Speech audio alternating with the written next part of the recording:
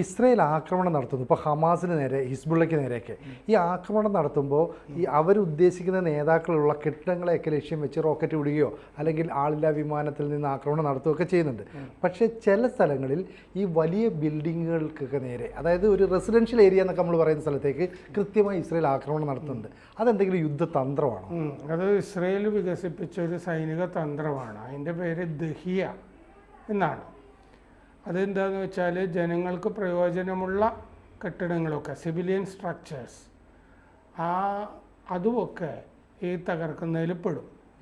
അത് ഇപ്പോൾ ഉദാഹരണത്തിന് അവർ ഇസ്രയേലിൻ്റെ സൈനിക മേധാവിമാരൊക്കെ പറയുന്നത് എന്താണെന്ന് വെച്ചാൽ ഒരു റോക്കറ്റ് ഇസ്രയേലിനെതിരെ തൊടുക്കുന്നു എന്നിരിക്കട്ടെ, അതൊരു ഗ്രാമത്തിൽ നിന്നായിരിക്കാം. ആ ഗ്രാമത്തിൽ ഈ ഹിസ്ബുല്ല ഒക്കെ പോയിട്ട് അവിടെ അവർക്ക് കുറേ പ്രവർത്തകരുണ്ടാവാം, പുറത്തു നിന്ന് കുറേ ആളുകൾ വരുന്നു, ഈ ഗ്രാമവും ഇതിൻ്റെ അകത്ത് പങ്കാളിയാവുന്നുണ്ട് ഏതൊക്കെ തരത്തിൽ. അതുകൊണ്ട് ഈ ഗ്രാമത്തിലും ബോംബിടുക, ഗ്രാമത്തിനെയും കൈകാര്യം ചെയ്യുക എന്നുള്ളതാണ്. കാരണം ഹിസ്ബുല്ലയുടെ ഒരു പ്രവർത്തന രീതി അങ്ങനെയാണ്. അപ്പോൾ ഗ്രാമങ്ങളും ഹിസ്ബുല്ല ഭീകരന്മാർ പലതരത്തിൽ അവിടുത്തെ യുവാക്കളെയും ഒക്കെ മസ്തിഷ്ക പ്രക്ഷാളനമൊക്കെ ചെയ്തിട്ട് ഇതെപ്പോഴും ഈ ഹൈഡ്ര വീണ്ടും വീണ്ടും ഈ കഷ്ണങ്ങളിൽ നിന്ന് ഉയർന്നു പറഞ്ഞ പോലെയാണ് ഇത് ഉയർന്നു വരുന്നത്. അപ്പോൾ അതുകൊണ്ട് ആ ഗ്രാമങ്ങളിലുമൊക്കെ ആക്രമണം നടത്തേണ്ടി വരും. അതിനാണ് ഈ ദഹിയ എന്ന് ഇസ്രയേൽ പറയുന്നത്. അത് ലോകത്ത് ഒരു രാജ്യവും അങ്ങനെ ചെയ്തിട്ടില്ല. പൊതുവെ ഈ ജനവാസ കേന്ദ്രങ്ങളൊക്കെ ഒഴിവാക്കിയാണ് യുദ്ധത്തിനൊക്കെ. ഇത് ഇസ്രയേൽ ഡിഫൻസ് ഫോഴ്സ്, ഇസ്രയേലിൻ്റെ പട്ടാള മേധാവി, പഴയ പട്ടാള മേധാവി, ഈ സിറിയയിലുമൊക്കെ യുദ്ധം നടക്കുന്ന കാലത്തുമൊക്കെ ഉള്ള പട്ടാള മേധാവി ഖാദി എയ്സൻ ഖാറ്റ് എന്ന് പറഞ്ഞ ആളാണ് ഇത് വികസിപ്പിച്ചെടുത്തത്. ഇങ്ങനൊരു ആശയം, ഖാദി എയ്സൻ ഖാറ്റ്. അത് അദ്ദേഹം പറയുന്നത് എന്താണെന്ന് വെച്ച് കഴിഞ്ഞാൽ large scale destruction of civilian structures എന്നുള്ളതാണ്. ജനങ്ങളുമായി ബന്ധപ്പെട്ട ഈ കെട്ടിടങ്ങളുടെയൊക്കെ വൻ തോതിലുള്ള നാശം, അത് ആണ് ഉദ്ദേശിക്കുന്നത്. അത് എന്തിനു വേണ്ടിയാണ് ചെയ്യുന്നതെന്നും അദ്ദേഹം പറയുന്നുണ്ട്. ടു പ്രഷർ ഹോസ്റ്റൈൽ ഗവൺമെൻറ്റ്സ്, ശത്രു ഭരണകൂടങ്ങളുടെ മുകളിൽ വലിയ സമ്മർദ്ദം ചെലുത്താൻ വേണ്ടിയിട്ടാണെന്നാണ് കാഴ്ചപ്പാട്. അതെന്താണെന്ന് വെച്ച് കഴിഞ്ഞാൽ ഇങ്ങനെ ജനങ്ങൾക്ക് വേണ്ടി ഉപകാരപ്രദമായ കെട്ടിടങ്ങളൊക്കെ നശിക്കുമ്പോൾ ജനം ഈ ഭരണകൂടത്തിനെതിരെ തന്നെ തിരിയും. അതിൻ്റെ അകത്തെ അവരുടെ കാരണം കൊണ്ടാണല്ലോ അത് സംഭവിക്കുന്നത്. ഇസ്രയേലാണ് ബോംബിടുന്നതെങ്കിലും. അപ്പോൾ അങ്ങനെ ഒരു സമ്മർദ്ദം, സമാധാനത്തിന് വേണ്ടി ഒരു സമ്മർദ്ദം ആ ശത്രു ഭരണകൂടത്തിൻ്റെ മുകളിൽ ഉണ്ടാവും നമ്മളിങ്ങനെ സൈനിക നടപടികൾ സ്വീകരിച്ചാൽ എന്നുള്ളതാണ് കാഴ്ചപ്പാട്. ഇത് ഭരണ താല്പര്യ കേന്ദ്രങ്ങൾ, വാണിജ്യ താല്പര്യ കേന്ദ്രങ്ങൾ ഒക്കെ തകർക്കുക. അപ്പോൾ ജനം അവിടുത്തെ ഭീകരർക്കെതിരെയും തിരിയും. അവര് കാരണമാണല്ലോ എന്നുള്ളത്. ശത്രു രാജ്യം പിന്നെ സമാധാനം പറഞ്ഞു വരികയും ചെയ്യും എന്നുള്ളതാണ്. ഇത് ബെയ്റൂത്തിലെ തെക്കൻ ബെയ്റൂത്തിലെ ഒരു സ്ഥലമാണ് ദഹിയ എന്ന് പറയുന്നത്. ആ ദഹിയ എന്ന് പറയുന്ന സ്ഥലത്താണ് കഴിഞ്ഞ ദിവസം ആക്രമണമൊക്കെ നടന്നത്. ഹിസ്ബുല്ലയുടെയൊക്കെ ആസ്ഥാനമൊക്കെ നിൽക്കുന്ന സ്ഥലമാണ്. അവിടെയാണ് 2006 ലെബനൻ യുദ്ധത്തിൽ ഹിസ്ബുല്ല ആസ്ഥാനം അവിടെയായിരുന്നു. അന്ന് ഇസ്രയേൽ ഡിഫൻസ് ഫോഴ്സ് പട്ടാളം ആ ഹിസ്ബുല്ല കേന്ദ്രം അന്ന് നിരപ്പാക്കിയിരുന്നു. അപ്പോൾ ആ സ്ഥലത്തിൻ്റെ പേരാണ് ദഹിയ. ആ സ്ഥലത്തിന് ഇങ്ങനത്തെ ആക്രമണം ആദ്യമായിട്ട് നടത്തിയത് കൊണ്ട് ആ സൈനിക സിദ്ധാന്തത്തിനും ദഹിയ എന്ന് പേരിടുകയാണ് ചെയ്തത്. അപ്പോൾ ഈ IDFൻ്റെ ഉത്തര മേഖല കമാൻഡർ ആയിരുന്നു ഈ ഖാദി എയ്സൻ ഖാറ്റ്. അദ്ദേഹം 2008 ഈ ഒരു ഇൻ്റർവ്യൂവിൽ, ഒരു ഹീബ്രു പ്രസിദ്ധീകരണമായിട്ടുള്ള ഇൻ്റർവ്യൂവിൽ ഇതിൻ്റെ ലക്ഷ്യം പറഞ്ഞിരുന്നു. 2006 ദഹിയയിൽ സംഭവിച്ചത് എല്ലാ ഗ്രാമങ്ങളിലും അതായത് ഞങ്ങൾക്കെതിരെ പോരാട്ടത്തിന് ഒരു മിസൈലോ റോക്കറ്റോ ഏത് ഗ്രാമത്തിൽ നിന്നാണോ വരുന്നത് അത്തരം ഗ്രാമങ്ങളിലും നടന്നിരിക്കും. സാധാരണഗതിയിൽ ആ ഗ്രാമങ്ങളൊക്കെ വെറുതെ വിടാം. അതെ, ഹിസ്ബുള്ള നേതാവിനെയൊക്കെ പിടിച്ചാൽ മതി. ഇത് ഗ്രാമങ്ങളെ ഇതിൻ്റെ ഈ കൂട്ടത്തിൽ പെടുത്തും. എവിടെ നിന്ന് ഇസ്രയേലിനെതിരെ വെടിയുണ്ടായോ ആ സ്ഥലവും ഞങ്ങളുടെ ലക്ഷ്യസ്ഥാനമായിരിക്കും. ഇമ്മൻസ് ഡിസ്ട്രക്ഷൻ, അപാരമായ നാശമായിരിക്കും ഞങ്ങൾ വിതയ്ക്കുക.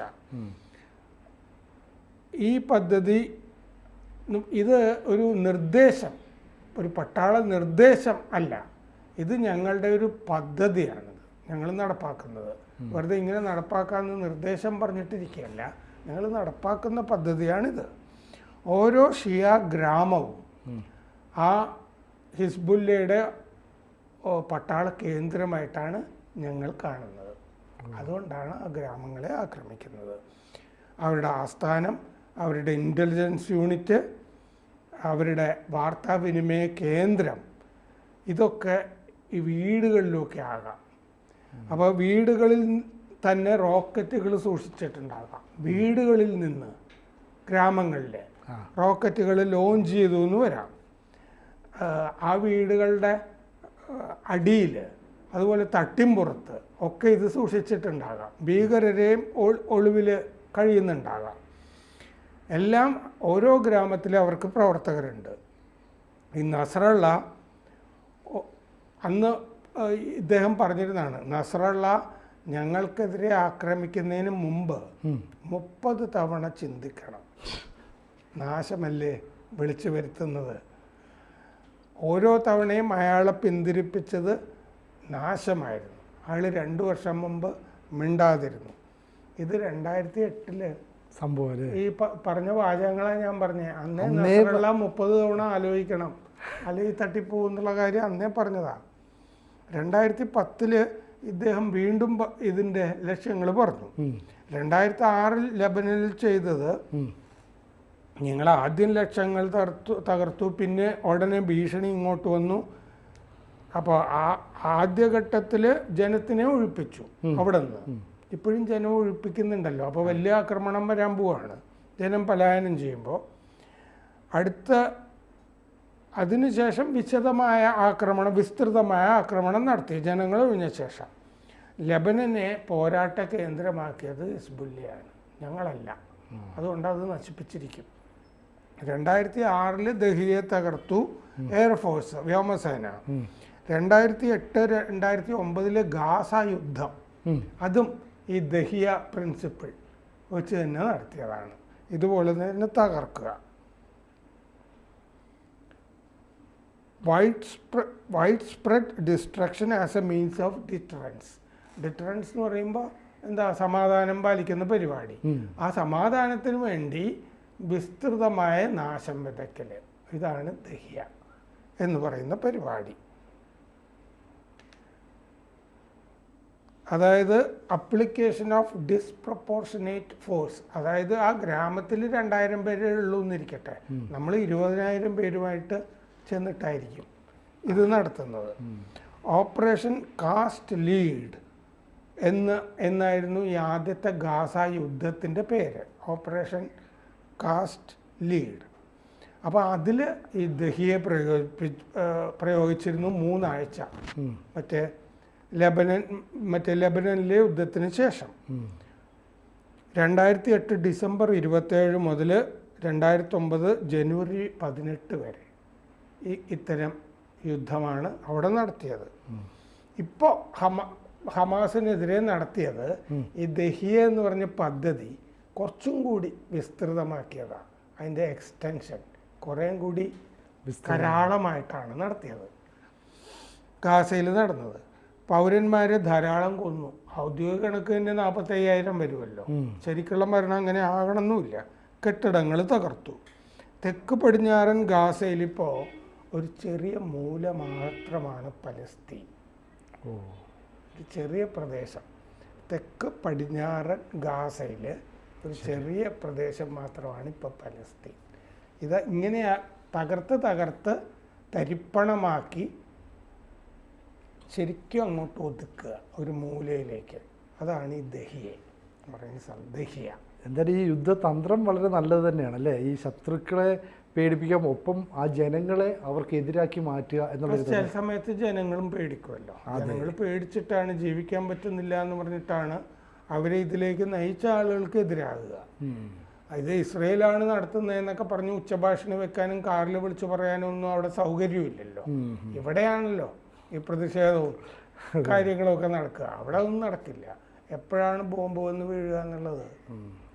അതുകൊണ്ട് ഈ ഒക്ടോബർ 7 ആക്രമണവും ഇദ്ദേഹം പറഞ്ഞതുപോലെ 30 തവണ ആലോചിച്ചിട്ട് ചെയ്താൽ മതിയായിരുന്നു. നസറള്ളയെ പറ്റി നേരത്തെ തന്നെ 2008 തന്നെ പറഞ്ഞിട്ടുണ്ടല്ലോ. നസറള്ള 30 കൊല്ലം ജീവിച്ചത് തന്നെ അത്ഭുതമാണ്. ഇപ്പോൾ ഇസ്രയേൽ ചെയ്തുകൊണ്ടിരിക്കുന്ന കാര്യങ്ങൾ വെച്ച് നോക്കിയാൽ. അപ്പോൾ ഈ സൈനിക തന്ത്രത്തിനെ പറ്റി ലോകരാജ്യങ്ങൾക്ക് ധാരണയൊക്കെ ഉണ്ട്. പക്ഷേ ഇസ്രയേലിനെ പോലെ ഇത് പ്രയോഗിക്കാൻ ഒരു രാജ്യവും ലോകത്തുണ്ടാവുമെന്ന് തോന്നുന്നില്ല. ഇത് ഉപയോഗിക്കുമ്പോൾ തന്ത്രപരമായിട്ട് ഉപയോഗിക്കുകയും ചെയ്യണം അല്ലേ, ഒരു ആവശ്യം എങ്ങനെയാണ് കൃത്യമായി നടപ്പാക്കേണ്ടതെന്ന് അറിഞ്ഞിട്ട്. അതൊക്കെ വളരെ ക്ലീനായിട്ട് അറിയാം. അത് അവരുടെ ചില ചാരന്മാരുടെ കഥയൊക്കെ പഠിച്ചാൽ നമുക്ക് കൃത്യമായിട്ട് മനസ്സിലാവും. കൂടുതൽ വാർത്തകളും വിശേഷങ്ങളും നിങ്ങളിലേക്ക് എത്താൻ ABC മലയാളം സബ്സ്ക്രൈബ് ചെയ്യുക, ബെൽ ബട്ടണും അമർത്തുക.